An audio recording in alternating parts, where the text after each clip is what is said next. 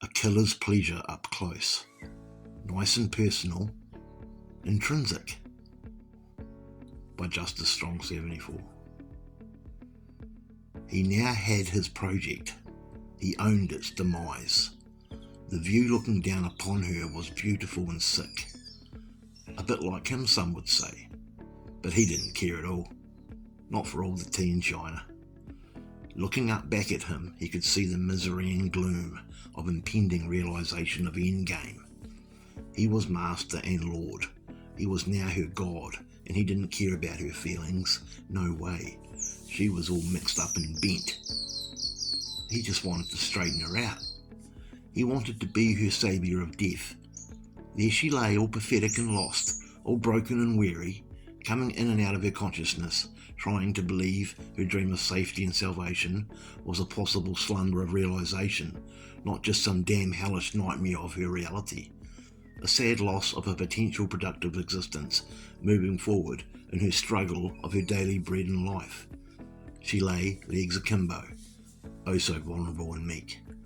She looked like a terrified newborn lamb, ready for his slaughter of his fantastic fantasy gone internal viral.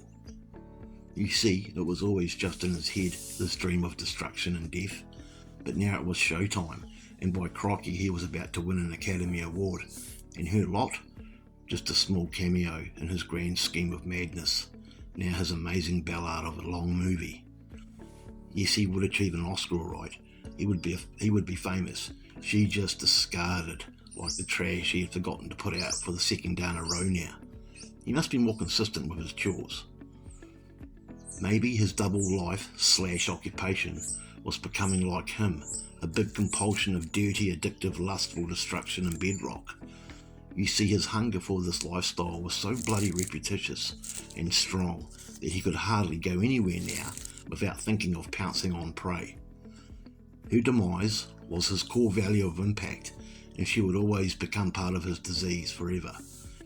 So he had her at his delight, and now he would make her believe very easily, I may add, that she was about to be his sweet dream.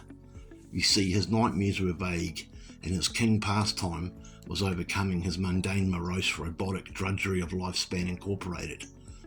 So there she lay, all desperate and scared. His main course, also his dessert. And boy was he hungry. Yes, he was. It was now feeding time, and his appetite for her death had reached the pinnacle of its hunger.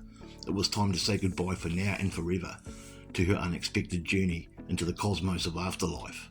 Did she believe? Did she not? Who cares? She didn't seem like the religious type once he had ripped the cross from the chain from around her neck. He would give it to his mother as a present, a sort of token of a souvenir unknown to her.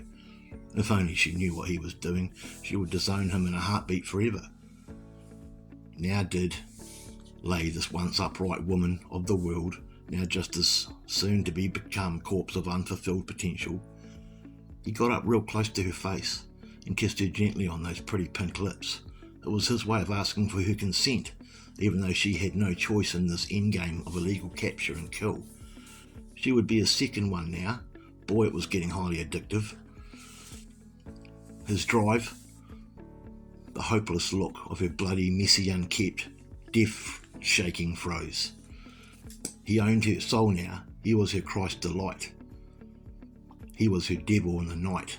The two became one as he united them in an act of criminal intent.